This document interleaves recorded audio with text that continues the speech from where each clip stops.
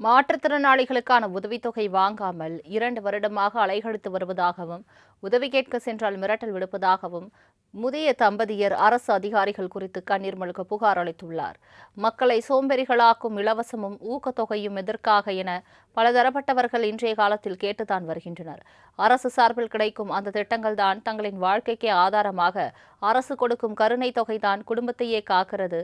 விலையில்லா பொருட்கள் தான் தங்களுக்கு ஆடம்பரம். ஆனால் இந்த உதவிகள் கிடைக்காமல் போனால் அந்த குடும்பம் எவ்வளவு ரணப்படும் என்பதற்கு இந்த முதிய தம்பதியரின் அழுகையே அவர்களது கண்களில் வடியும் கண்ணீரே சாட்சி.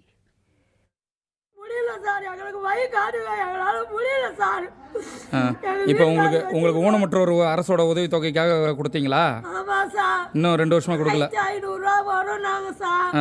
இது 4 ஆயிப்போ சார். இதுக்கு வழி காட்டுங்க சார். எனக்கு உதவி பண்ணுங்க நீங்க. எனக்கு தான் உதவி பண்ணணும் சார் நீங்க.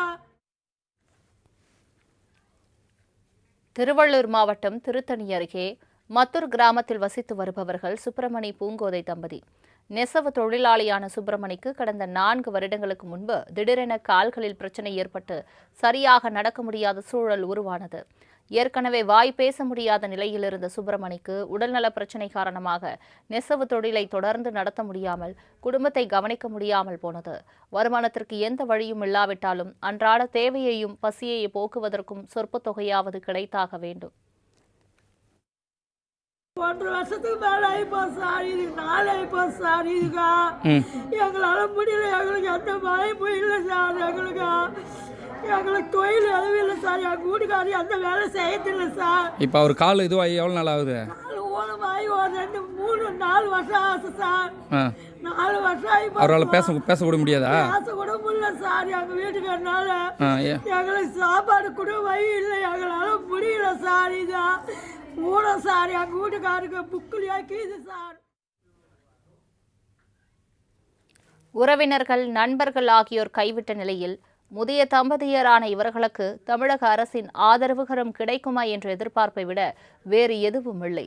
வாய் பேச முடியாது, கால்களில் பாதிப்பு என்ற காரணத்தை வைத்து மாற்றுத்திறனாளிகள் நலத்துறையின் கீழ் சுப்பிரமணிக்கு மாதம் உதவித்தொகை கிடைத்தால் நன்றாக இருக்கும் என எதிர்பார்த்தனர். இதற்காக 2024ஆம் ஆண்டு திருத்தணி வட்டாட்சியர் அலுவலகத்தில் உள்ள சமூக பாதுகாப்பு திட்டம் தனி வட்டாட்சியர் அலுவலகத்தில் உதவித்தொகை 1500 ரூபாய் கேட்டு விண்ணப்பித்திருந்தார். ஆனால் இந்த மனுவின் மீது அதிகாரிகள் எந்த நடவடிக்கையும் எடுக்கவில்லை என கூறப்படுகிறது.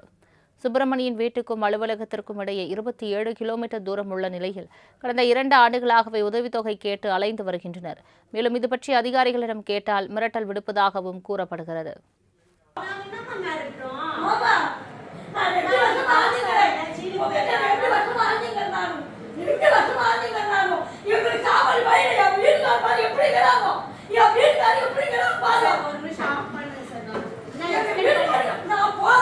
நீங்கள் டெம்பரரி ஸ்டாஃபா பர்மனன்ட் ஸ்டாஃபாமா?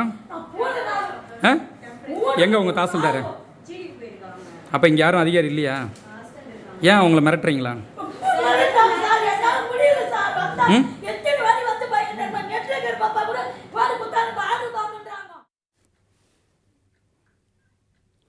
அடிமட்டத்தில் மிகவும் கஷ்டப்படும் தங்களுக்கு அரசு கருணை தொகை வழங்கினால் வாழ்க்கையை ஓட்ட முடியும் என கண்ணீர் மல்க கோரிக்கை விடுக்கும் மாற்றுத்திறனாளிகளுக்கு அரசு உதவிகரம் நீட்டுமா? மாலை முரசு செய்திகளுக்காக திருத்தணி செய்தியாளர் வினோத்.